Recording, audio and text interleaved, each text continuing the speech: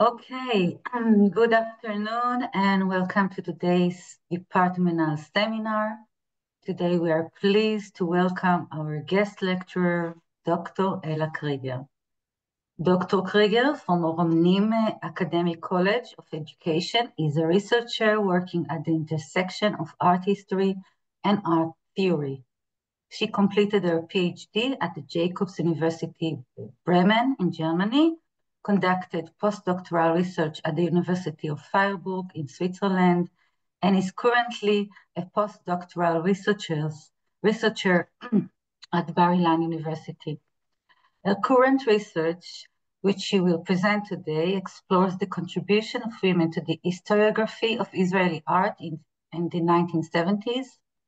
Ella, thank you for joining us today, and we're delighted to have you. And the stage is yours. Okay.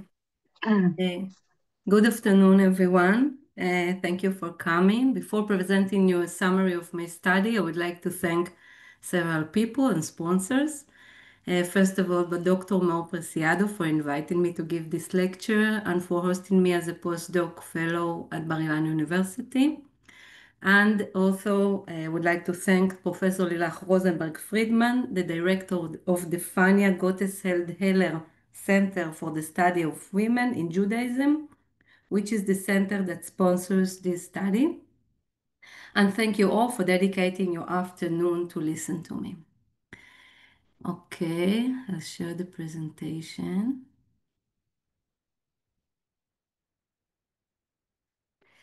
The contribution of women to the historiography of Israeli art in the 70s. There are three elements here which I would like to think about them together. Oops. Okay, we have women, which means artists, curators, scholars. We have historiography, which means the writing of history. And we have Israeli art in the 70s, which is perhaps the most explored decade in Israeli art so far. So you probably might be thinking right now, why to bother and continue writing about years that were already examined over and over again? And I would like to share with you what sparked my interest in this decade and what motivated me to dedicate my research to these years. And it's a kind of anomaly, something unexpected in the 70s, and not only in relation to the certain political circumstances of the 70s, the regional war, the crisis in national consolidation, but also in relation to the gender discourse.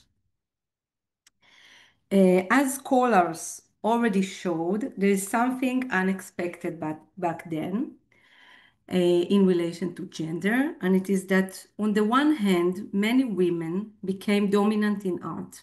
This, together with the new forms of art, make the 70s a potentially feminist decade in Israeli art. As you can see here, we have collages, photos, and photographed performances. We have text, letters, and words. We see the artists themselves performing their works. And with these new forms and the actual presence of many women artists, one could expect that the gender discourse would also flourish, right? But surprise, the gender discourse was resisted, neglected, ignored in Israeli art during the 70s. And as scholars already shown, the integration of gender discourse and feminist language did not take place in the 70s, only in the 90s. And the question why was in the concern of several studies. But I will put another question mark and ask, is it so? The main goal of this lecture is to reconsider this argument that there was no gender discourse in the 70s and to point to the existence of gender sensitivity, which can be found in an unexpected places in the aesthetical analysis of figures which were accused for blocking the gender discourse. Now for the structure of the presentation.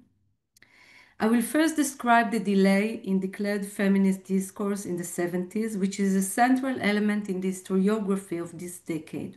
That would be the historical background. Then I will present the theoretical framework of this study, which is dedicated to the image of the author and the relation between authorship and autonomy. This will enable me to point to different positions of authorship in the 70s. In the analysis, I show how the gender issue appeared not only in the works of art, but also in the analysis of those works provided by Sarah Breitberg-Semmel, who was accused for blocking the development of feminist discourse. It turns out that even though she claimed gender was not relevant to artistic evaluation, gender actually played a significant role in her work. Eventually, I will conclude and summarize the findings of this study on the contribution of women to the historiography of Israeli art in the 70s. As the analysis shows, the female agent of the 70s testifies for gender sensitivity in those years, even though not overly feminist. The delay. The delay in the development of a feminist discourse in Israeli art relates to the second wave of feminism that in the US and Europe started already in the late 60s and in Israel started in a delay of 2 decades and accompanied the reception of the third wave. Art historian Tal Dekel called it a quantum leap, which means the jumping from the first wave to the second and third wave in the 90s in art in Israel. After years of disregarding feminist ideologies in the local art scene, many women artists started working with feminist contents. What was not developed in the art of the 70s, according to Dekel, was feminist discourse of the second wave. Dekel argues that there was lack of both feminism as a category for evaluating art and feminist art as, and I quote, specific group of artists that consists of women who hold an overly ideological political feminist agenda, which they have acquired through extensive studies of critical theoretical thought, often with an activist motivation. End of quote. One reason for this delay is the myth of equality between men and women. The origins of this myth can be traced back to the pioneering socialist ideology of the Yishuv. Even before the establishment of the state, there was a widespread belief in public opinion that women were already equal to men. As a result, the status of women was considered a non-issue. It was largely omitted from discussions of social problems and from academic research in general. When it comes to sociology, this situation was changed in the 70s, when a broader criticism in the Israeli society was directed against the army, the government, and particularly against the Labour Party. Only then did a significant number of scholars has challenged the commonly accepted image of equality and liberation, and social activists established organizations to protect women and women's rights. In art, however, there was still the belief that equality exists. Women and men were considered equal, and dominant figures in the artistic field believed that when you discuss women separately, you might cause a discrimination and exclude them from others. Furthermore, 3 women represented Israel in the Venice Biennale in 1982, the curator Sarah Breitberg-Semmel and the artists Michal Neiman and Tamar Geter. This was taken as proof that women were equal to men in the artistic scene. Another reason for not discussing feminism in Israeli art of the 70s is that the artistic scene dealt with other subjects which are not feminism. Women artists, like their male peers, have dealt with regional wars, national crises, and like in other war times, gender issues were pushed to the side.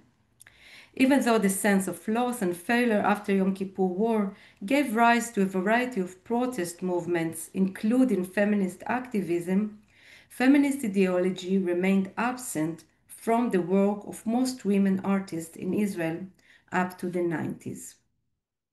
Israeli artists, men and women, were also preoccupied with defining the place of Israeli art in relation to art from overseas. In the early decades, the modernist movements were a source of inspiration. Cubism, Impressionism, Expressionism, Fauvism were points of reference to the emerging art scene. In the 70s, we can find the influences of American art and the emergence of local conceptualism, site specificity, body art, performance, and more. In other words, the question of style and forms of art was considered as more important than feminism. And here we can point a blaming finger at the immediate suspects. In order to demonstrate that the artistic hegemony of the 70s resisted the gender discourse, scholars and curators cited dominant figures of that decade. Most of the quotations were taken from Women's Art in Israel, an article by Sarah Breitberg-Semmel published in 1979 that in itself was accused for blocking the development of local feminism. This article was published in English in Ariel, a review of the arts and sciences in Israel, directing itself to broad audience and relating to American feminist trends of the 60s and the 70s. Women's art in Israel begins with the argument that there is no such a thing as women's art in Israel. Breitberg-Semmel refuted this subject, claiming that there is art in Israel and there are women artists, but the combination of the two is devoid of practical meaning. She said that women's art as a category is irrelevant to most Israeli women artists since they do not complain of being discriminated against and do not feel the need to form a separate group. In accordance with the myth of equality, Breitberg-Semmel assumed that the status of women and men is the same. This negative approach toward women's art as an artistic category was strengthened with two other declarations by the artist and teacher Rafi Lavi and his past student, the artist Tamar Geter. Lavi stated that feminine art does not exist. It is enough for me to compare the Sof Zaritsky to Lea Nickel or Aviva Uri to see that all this talk about feminist art is sheer nonsense. And Geter stated, just as there is no male and female mathematics, so there is no masculine and feminine art. For me, femininity is a concept without reference. It is a set of qualities that I would be at loss to define. I can accept the argument that women have different psychological factors, but creativity and psychology are not automatically related. Femininity has no more influence on artistic creativity than other physiological factors, such as having a large or small nose, being handsome or ugly, and so on. I say that all these do not justify the division into separate groups. Femininity is far less meaningful in this respect than a clear, defined style in which both men and women express themselves. End of quote. Apparently, the three not only negated any gender sensitivity in art, but they also sensitive in the sense of allergy to the gender element in art. They get rash on their skin whenever they hear someone referring to the gender of the artist. This allergy was the topic of later critical readings. For example, in 1990, these quotations reappeared in the catalog text of The Feminine Presence, an exhibition at the Tel Aviv Museum curated by Ellen Ginton, which is considered a pioneering one in addressing the absence of feminist art in Israel. Ginton accused Breitberg-Semmel, Lavi, and Geter for contributing to this absence, making the three the immediate suspects of the delay in local feminism. Furthermore, she linked their negation of the category of women's art to the modernist autonomous approach. And what can be more autonomous and detached from the cycle of life than mathematics? Ginton provocatively asks, referring to Getter's quote and putting the question of autonomy at the heart of the discussion. Autonomy is indeed an important factor in these quotations, but Ginton uses it in a rather simplistic manner. She suggests that refuting women's art as an artistic category is like saying that, and I quote, art is one, invisible, pure, impersonal, that it does not deal with psychology, sociology, politics, and the like, but with itself only. End of quote.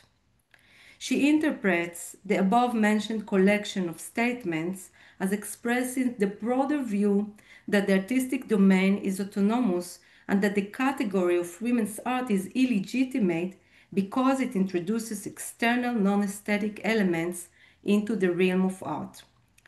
Ginton's reasoning reflects a familiar strand of postmodernist criticism which challenges the notion of artistic autonomy and calls for a more heteronomous understanding of art. However, with the too broad notion of artistic autonomy she provides in her text, Ginton gets to the too general conclusion that Semmel and Getter block the feminist discourse. A close reading of these quotations might unfold that what stands out more firmly is not the artistic domain as such, but the identity of the author. The category of women's art inevitably brings the author into focus, whether one views this category as valid or not. In the art of the 70s, years that saw the local emergence of performance, body art, and conceptual art, the image of the author was in the concern of many works. The theoretical framework of my study deals with the image of the artist through the relation between authorship and autonomy. The intersection of these concepts enables me to point to two different modes of artistic practice, which includes the traditional artist and the feminist agent. These modes will be useful for the later analysis in which I characterize the female artistic agent that was developed in the 70s and contrast it with the local male artist and a more traditional image of the artist. The concept of agency, originally developed in sociology, was adapted by feminist theoreticians to address the position of women in society. When applied to art, the concept of agency recalls different modes of authorship. With the many references I mentioned here in the slide, I will refer to the image of the artist and the feminist agent and consider these options in relation to artistic autonomy. The sociologist Tomka identified the opposition between autonomy and constraint as a central opposition in theories of agency. This duality, autonomy versus constraint, is fundamental to the human condition. Feminist theoreticians such as Davis and Rosmarin adapted the concept of agency to relate to the position of women and other minorities in society. They explored the subjection of women and other discriminated groups on sectors to confining structures and examined their actions within constraints. And art historians such as Sosloff and Pollock elaborated on the image of the artist as an absolute entity, free from constitutional restraint, and of the flaneur, a male author to whom the city becomes the extension of the self. In other words, these theories on the image of the artist and feminist agency provide two different modes of artistic practice. The artist as autonomous subject, to whom autonomy is a given, and the feminist agent who has to struggle to achieve autonomy. In addition, there is a strong connection between the autonomous subject and the place. The struggling agent, however, navigates between discourses. She is not rooted in a specific place, and in many cases, she is placeless. These two modes of artistic practice are the core of the theoretical framework of my study. They provide conceptual tools to examine women's art of the 70s and to discuss the role and position of the author, the artist, and the curator. Now for the analysis. The combination of gender sensitivity and Israeli art in the 70s is not new. Already in 1990, Ellen Ginton dedicated an exhibition to the presence of women and feminine content in art of those years. As mentioned above, Ginton criticized the repression of this content by dominant figures and exemplified this repression with declarations by Breitbart Semmel and Goethe. The following analysis includes these declarations, works of art and text to suggest a different perspective. Relying on theories on the image of the artist and feminist agency, I will analyze works of the 70s and show how the gender of the author played a significant role not only in the artistic practice but also in the aesthetic analysis. This perspective may contribute to the understanding of the local development in critical feminist discourse. The first figure is associated with the approach that women's art does not exist in Israel is Sarah Breitbart Semmel, a winner of the Israel Prize for Plastic Art in 2020, who was the curator for Israeli art at the Tel Aviv Museum of Art during the 80s and the editor of the Studio magazine, perhaps the most influential art magazine in the 90s. In 1989, Miri Davidovich photographed her at the museum in a black and white picture that you see here. The direct light on the frontal part of her face recalls the Israeli light that in black and white becomes even dramatic. Breitbart Semmel is pleasantly smiling, but the white crosses on a black shirt imply something else, something more complicated in her personality and career. This photograph represents a unique personality in a complicated situation. Osnat Zuckerman-Rechter examined the position of Breitbart Semmel within the artistic scene. She described dynamics of friction and rebellion between the curator and the art institution. For example, conflicts between Breitbart Semmel and Mark Sheps, the director of the museum.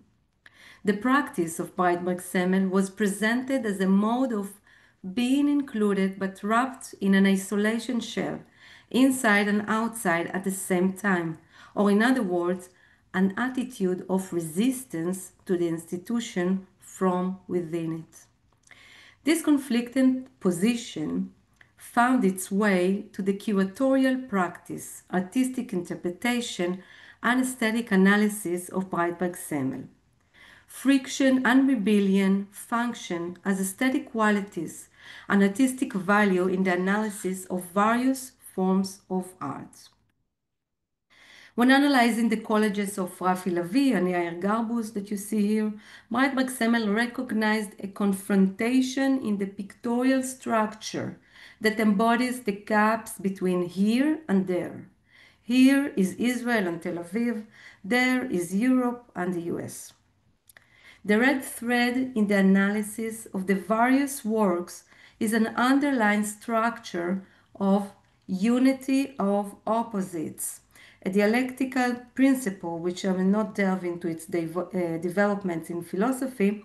I will just take it simply as a situation in which each opposite is defined in relation to the other, and together they create a kind of attentional unity. The tension between opposites, inherent quality of the Israeli existential status, became a local aesthetic value. Unsurprisingly, unity of opposites found different realizations in works by women artists. As will be shown later, this aesthetic structure was uniquely manifested in the works of Yocheved Weinfeld, Efrat Natan, Tamar Geter, Ganit Berst, and Michal Neyman. Interestingly, Breitbart Semmel, who declared against gender sensitivity, was sensitive to the particular masculine and feminine embodiment of unity of opposites in the works of these artists. Whether intentionally or not, she provided aesthetical analysis characterized with gender sensitivity that also resonates with her position as a woman in a chauvinist artistic scene. When discussing the colleges of Lavie, Breitbart Semmel described several scenes vie for prominence alongside a number of pictorial elements. She related it to the tension between here and there, together with the growing division within the Israeli society and the escalation of the ongoing Arab-Israeli conflict. This version of unity of opposites connects Lavie to the city. The father of the want of matter style who used postcards, cardboards, plywood, yellowish papers, and text, was authentic to his place. Inspired by the urban nature of his surroundings, Lavie represents the author as an autonomous subject. She writes, "There is no gap between the world presented in the picture and the world outside it."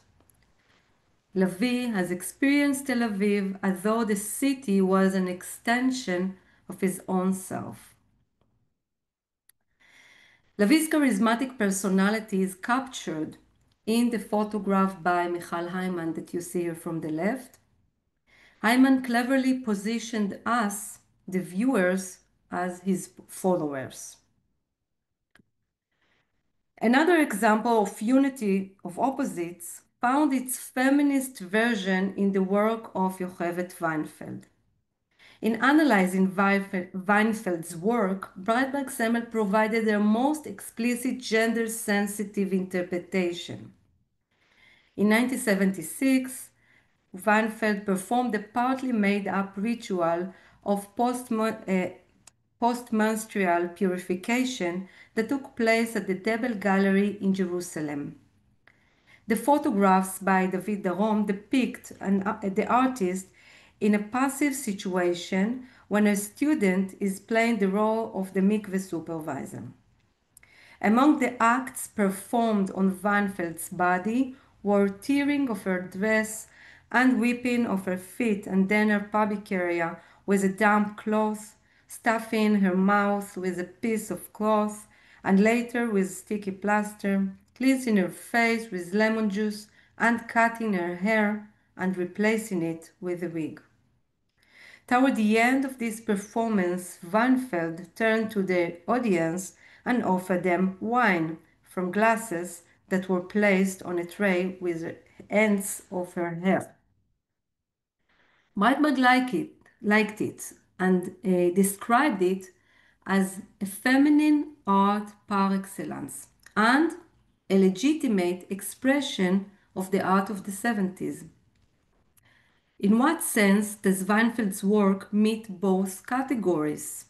How can art be feminist and a legitimate expression in Breitbart Semmel's eyes? It is obviously a feminine art since Weinfeld referred to the feminine topic of menstruation and to the Jewish feminine tradition of post-menstrual purification. It is also a legitimate expression of the art of the 70s because as a form of body art and performance, it recalls works by international male artists such as Vito Acunci and Rudolf Schwarzkugler. Semmel argued that the permissiveness of Weinfeld's work, in which the artist releases the body and its sensation from the bondage of Puritan repression, to which it has been subjected brings to mind works by these two European male artists. But what makes it a legitimate feminist art in Semmel's eyes? That's a tough question. The answer is in the way the artist portrayed herself as a female agent caught in a limiting structure. In Semmel's words, Van Veld reflected in a work revelation of women's innermost feeling as sexuality and the limitations and restrictions to which she is subjected, consciously or unconsciously because she's a woman, or rather a woman who has had a Jewish upbringing. With these words, Semmel described a feminine subject that is being subjected, a combination of passivity and activity that resonates with the repeating aesthetic value of the unity of opposites, which is fundamental to the female agent of the 70s. Another question to ask is which feminist art is not legitimate according to Semmel? That would be art that deals with feminist topics, but not in the preferred structure of unity of opposites.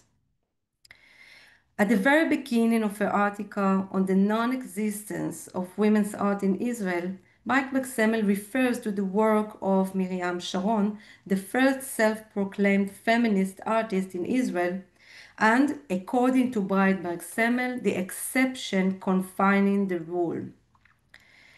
She reviews the social activities of the artist and mentioned the women magazine that Sharon established. Amina Nashi included articles on exhibitions of women's art next to announcements of the initiation of shelters for beaten women and rape victims, as well as counsel on abortions and birth control. Artistic practice includes earth and environmental works, as well as performances in which she collaborated with Bedouin women and workers. For example, you see here the project Ashdoda, in which she collaborated with workers of the Ashdod port. This form of practice, which today we can call relational art, was ahead of its time in the 70s in Israel. And Breitbart Semmel simply saw it as affirmation of women as goddess incarnation. She could not find there the sophisticated tension between opposites. In her perspective, the ecological connection between women and nature was not problematized but automatically linked the ritual, archetypal, and being close to nature to women's art. Moreover, Breitbart Semmel declared, art by women is not different from art by men, neither in themes nor in style, and women artists should not differentiate themselves from other artists. We can compare the movement of the several performers in the work of Sharon with the stillness in Efrat Natan's work. The artist, Efrat Natan, is lying on the ground holding a white flag, which also covers her as if she was a dead body. She looks like a marching soldier waving a flag in a pride ceremony, and at the same time, her figure recalls the most static stage in one's life. This posture subverts traditional representations of national pride and military strength. Even though femininity is not the case here, we can find the spaceless combination of passivity and activity in a helpless situation that is typically to other canonical works by Israeli women artists in the 70s. The artist who perfectly epitomized the approach of Breitbart Semmel in the article of 1979 was Tamar Geter, who famously compared between art and mathematics. Geter was born in 1953 in Tel Aviv. In the early 70s, Rafi Lavi was her private teacher for 2 years. And soon after completing her studies at the Midrasha Art School, Getter began to exhibit her works and gained recognition as a promising young artist. In 1982, together with the artist Michal Ne'eman and Breitberg Semmel as the curator, she represented Israel at the 40th Venice Biennale with a series of paintings titled The Landscapes. Throughout the years, Getter had developed a working method in which she is using various painterly devices and drawing blindfolded. The constraints she took on herself and the motive of disabled or deformed body are connected to the birth defect in her left arm, which did not prevent her from practicing sport and dance as a child and creating huge and impressive paintings as an adult. This biographical detail became relevant to her entire practice and was mentioned in the work we see here. Letter to Joseph Beuys is a conceptual male art work of 1974 that combines a letter written in typewriter and a photo of the artist herself. One of its 10 reproductions is part of the collection of Rafi Lavi and can be found at the Museum of Art in En Harod. In the grayscale photo, the artist sits on a chair which is located on gravel stones next to a wall that its lower part is unevenly colored. She covers herself with a felt blanket, the kind one can get for free from the army. Next to this picture, a long text, a letter for the German artist Joseph Beuys. Kobi Ben Meir examined the therapeutic effect of Beuys in Israeli art of the 70s. Ben Meir argued that Israeli artists challenged the Messiah image of Beuys and problematized his role as healing Judaism after the Holocaust. Meanwhile, Israeli artists also appropriated Beuys' image and made him the healer of the Israeli society after Yom Kippur War. The myth of Beuys, which includes both his rescue and the mission he took on himself to cure the German society, entires with two materials, fat and felt. These materials are symbolic in Beuys' personal mythology, artistic philosophy, and broader ideas about transformation and healing. According to the story, fat and felt saved the life of Beuys and enabled him to keep his body warmth after he was shot down from his plane in World War II. The felt, which was transformed from an actual material to a symbol of healing in Beuys' work, is transformed again in Getter's work, but this time into the very common and cheap Israeli army blanket. Getter proposes a local adaptation to the mythological felt, a made-in-Israel blanket to cover herself. In the letter she writes him, Getter asks Beuys to prepare her a coat and shoes and send them to her address in Givatayim. While the shoes should be 38 in size, the size of the coat is not regular. It should fit the artist's body who was born with a shorter left hand. The letter exposes what the picture covers. This emphasis on her disability recalls Beuys' injury. Getter specified the size of her body and repeated the instructions 3 times in the letter. Each instruction is detailed at the end of each made-up biography of the 21-year-old artist. In the first biography, she is a Japanese orphan. In the second, she was arrived from Russia. And in the last one, she is the granddaughter of a desperate communist. The story cannot gather into one coherent life story. And in this sense, they ask to expose the fictiveness in the myth of Beuys himself. But even if Beuys was real, the letter was not sent. And even if the letter was sent, the German artist could not read it. And even if someone translated it for him, we know that Beuys is more about healing the German society and the world in general than about saving a young artist in Israel.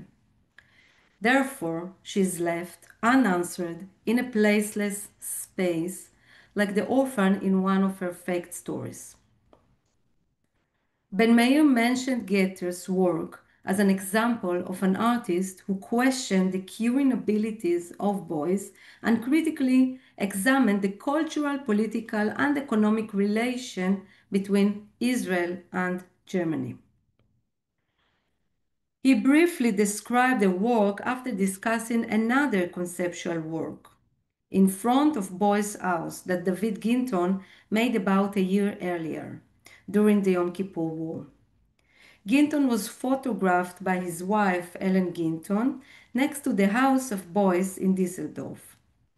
He is wearing a suit and kneeling in front of the huge closed door of the artist's house. The photo was taken after he talked to the wife of Joseph Beuys, who explained him that her husband is away. The photo functions as a document which testifies that the artist took a plane, took a train, and arrived to the exact address of the mythological artist.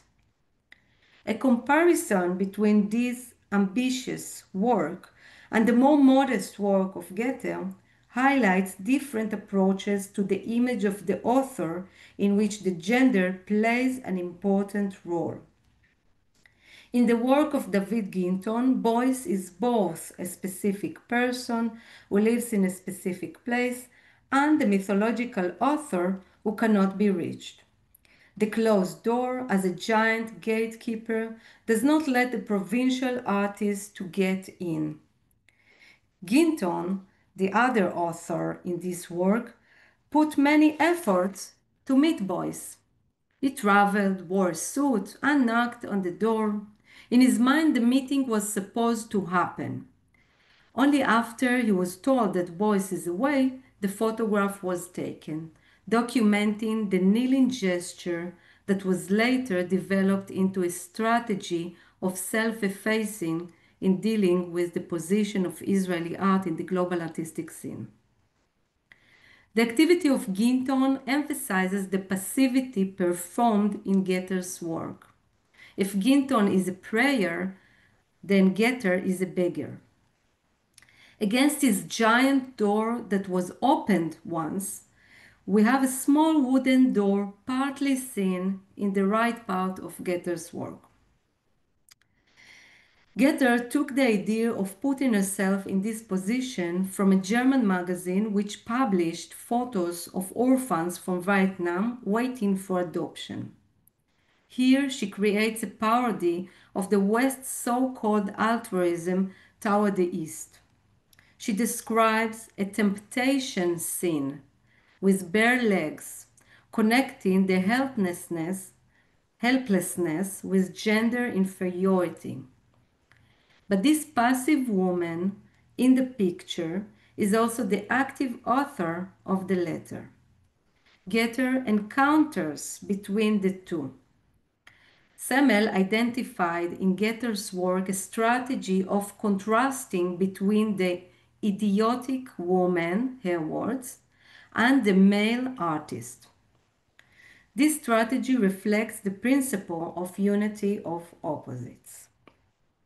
In this case, the unity of opposites comes to question the very idea of the male author as a complete and autonomous entity and as the origin of the work. This very early work of her anticipated an impressive body of works in which he constantly challenges the limiting starting points of being disabled and being a woman. The tension between being a woman and being an artist is also found in David and I by Dganit Berest. As the title says, the silkscreen includes two photographs of David by Michelangelo and of the artist herself. Berest imitates the posture of the nude biblical king in a symmetrical composition and makes its size the same as hers. A second glance exposes that the posture is not really the same. While David leans on his right leg in an agonal pose, holding behind his back the slide shot that is going to throw on Goliath, Berest is leaning on her leg, smiling to the viewer, and seems to hold a piece of cloth behind her, perhaps in a fashion show of the 70s. The colorful crossing marks, she adds, supposedly erase gender and cultural differences, but actually they draw attention to the sex organs. In a text in the Feminine Presence catalog, Berest wrote, "When I am with myself and with my works, I feel my soul has no sex." But looking at this work, perhaps the sentence should be, "I feel my soul has both sexes, not no sex." Ellen Ginton wrote, "What would a man artist have to do to create a situation corresponding to that of Berest? Place himself beside David, place himself beside a sculpture of a woman made by a man or made by a woman. It appears that there is no corresponding situation, and the lack of corresponding situation is precisely what feminism was concerned to express." Ginton also remarked that in Berest's work, the woman does not shelter in the shadow of the man who speaks for her. She's actually implying to another work that completed few months before the work of Berest. It is David and I by her husband. Ellen Ginton photographed David Ginton standing next to the shadow of the statue reproduction on the stony wall at the Piazza della Signora in Florence, Italy. The comparison between these works brings several issues into consideration: the scale, the object, its shadow, its image, the real and the fake. While Ginton conducted an actual expedition traveling to specific locations in Europe to engage his artistic practice with European art, Berest created a silkscreen based on a kind of surreal photo montage that only theoretically places her figure alongside that of David. In fact, like the statue, she is without a place. She does not take shelter in the man's shadow because they do not inhabit the same space. The encounter with David and with Michelangelo is only imagined. Berest's work can be seen as a kind of unity of opposites that brings male and female artists into dialogue and creates tension between them. This reflects a position of androgyny. In the 70s, it became popular to include both masculine and feminine elements. But interestingly, it was often used as a way to avoid talking directly about gender or feminism. For example, when analyzing Vanya Vaizata, a college work by Michal Neiman, Breitberg-Semmel interpreted it as representing an androgynous position. Naaman constructed a work in a symmetric composition of repeated photos. On the right, there are photos of a ventilator, a repeated image in a work. On the left, the artist pasted disturbing pictures of the legs of a standing girl, the artist herself with her underpants down. These images evoke associations with sexual violence. In the middle of the lower part, we have photos with the same two images, but this time the ventilator is on the left and the half girl is on the right. The artist compares between the images and contrasts between up and down movement and stillness. The title Vanya Vaizata brings together two names of boys, Vanya in Russian and Vaizata in Persian, which end with the vowel a typical ending for girls' names in Hebrew. Doing so, Neiman challenges the difference between male and female.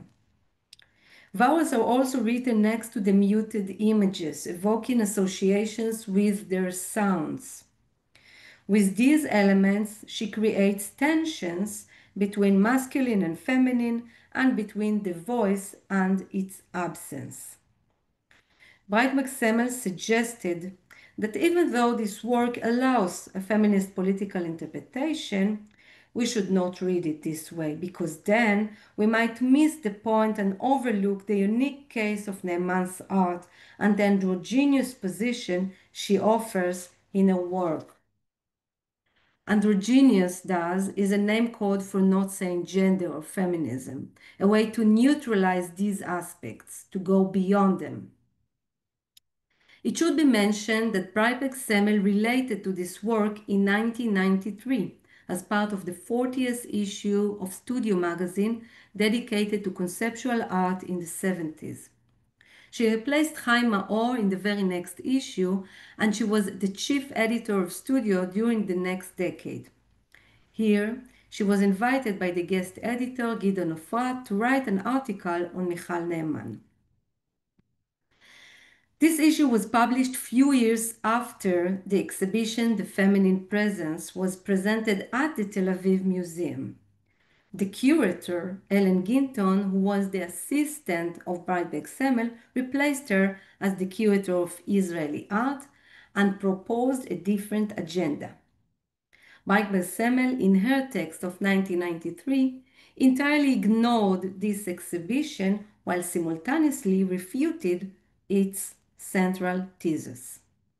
Although this might appear contradictory to challenging a position without acknowledging it, this is precisely what she did.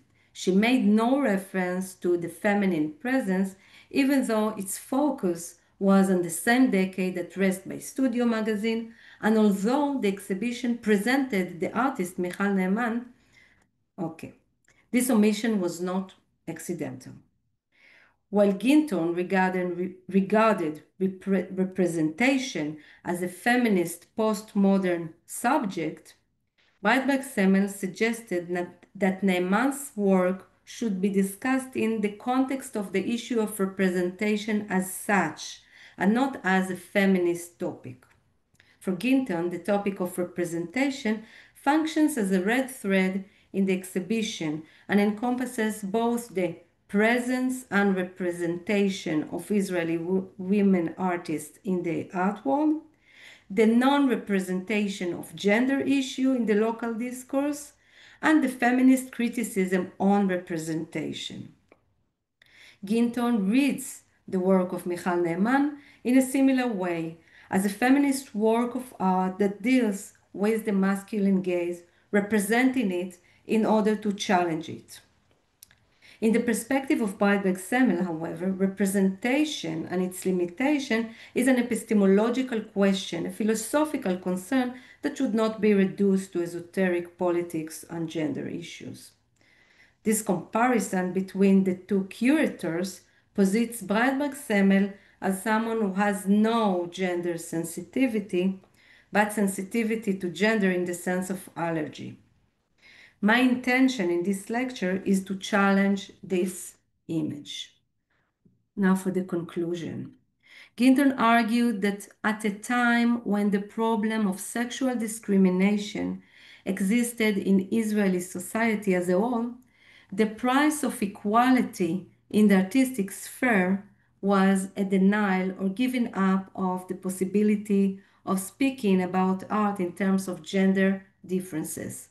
And she's right, but this argument is partly true because, as I showed, the analysis of the interpretation provided by Breit-McSemmel includes gender sensitivity. The gender of the author influenced the way she analyzed the work. As a woman struggling to ensure her autonomous place, Breit-McSemmel was sensitive to the struggle of other women in the artistic field, especially when she could find there in their work unity of opposites. This principle is central to her life, career, and aesthetical approach. When analyzing works by men, This principle related to the general Israeli society and culture and was used to create a strong link between the artist and the place. In works by women, however, this principle related to their gender and to their struggles within social constraints. It was connected to subjectivity and to being subjected, and found form in the combination of passivity and activity. Like other men and women in the local artistic scene, Breitbart Semmel did not declare feminism, but the aesthetic analysis she provided testifies for and contributed to a gradual development of local gender sensitivity, which I read as a female agency typical to the 70s. Unlike previous readings, which based the estimation of gender sensitivity in those years on declarations made by dominant figures in the artistic field, my study started from these declarations but analyzed both works of art and their interpretation to provide a more nuanced understanding on the development of local gender sensitivity and critical discourse. Thank you.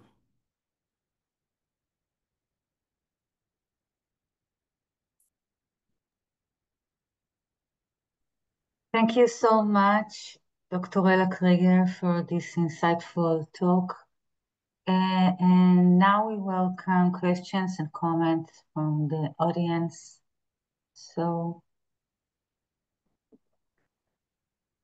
maybe you can close the PowerPoint for now so we can see each other. Right.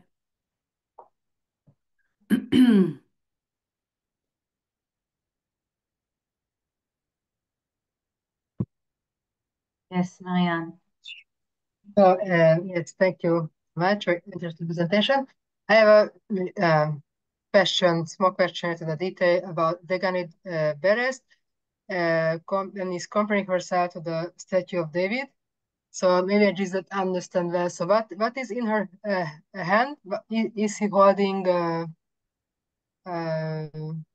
object? No, I'm not sure what she's holding, Okay. but the posture makes me think that she is in a fashion show. This was my association. It's totally, maybe it's in my head. I didn't talk to the artist and I didn't checked it. So Okay. maybe I should. Thank you.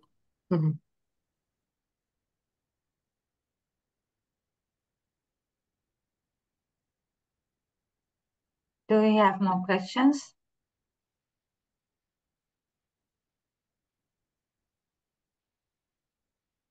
Okay, Ella, I would like to ask you, what do you think this kind of interpretation can teach us for today? I don't know, for in general or for art, Israeli art historiography. What do you think?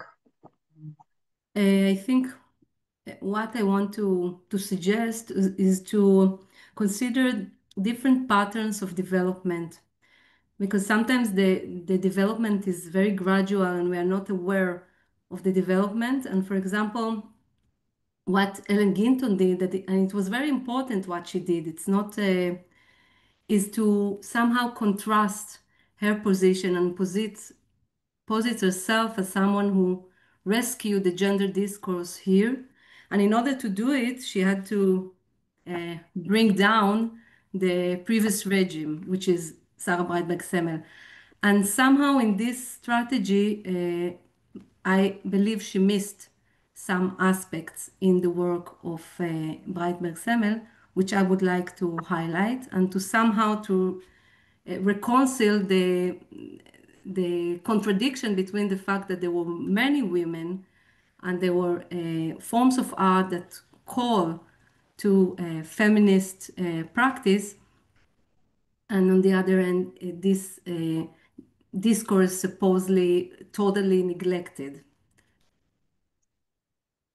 Hi, I would like also to ask something. Sorry, I'm without video. I'm on my way out. So thank you, Ella, for a beautiful talk. It was so interesting to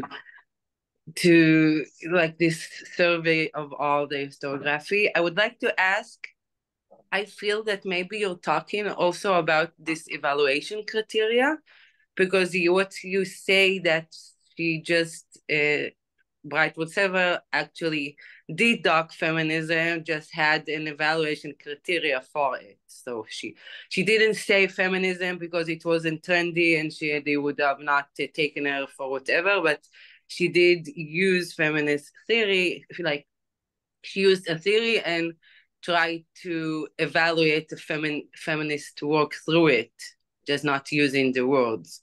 So I'm asking if you agree with this, like this view of what I see. Not really. I don't think she considered herself as a feminist and hide it. No, I'm not saying she did it like intentionally, unintentionally. That's not the point. I'm thinking, is this a kind of evaluation criteria of feminist art, like unknowingly even? Yes, but I was quite insistent in using the phrase gender sensitivity Okay. and not feminism, because feminism brings a lot of other values, and if you compare what happened here to what happened in the United States, there is no comparison, right?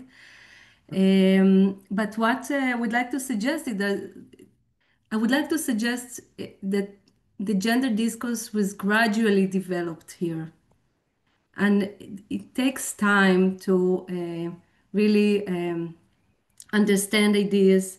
And even a persona like Breitbart Semmel, who was very not feminist in many respects. I mean, if you read her article, you see that she's referring to Miriam Sharon in a very not, let's say, very not promoting way. But on the other end, you can't find in the work other, I don't know, other angles, and you can relate. This is what I did, related gender sensitivity to these other aspects in a wide and broad practice. I hope I answered your question. Yeah, of course, yeah. Thank Thank you. you. Okay, so do you have more questions from the audience? Okay, so if not, I would like to thank you again, Dr. Ella Krieger, for this really wonderful presentation. And it's been a real pleasure having you here. And just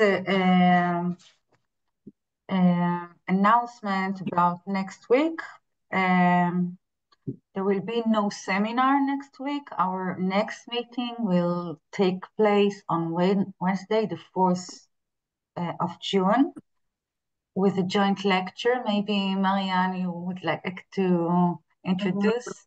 Yeah, thank you, Mor. So there will be a lecture by Victoria Bányai and Rita Horvat about the drawings of survivor children in Jewish school in Budapest. So I hope we will see you everyone in 2 weeks. So thank you. So see you and happy Hag Sameach, happy holidays. Goodbye. Yeah. Goodbye. Bye.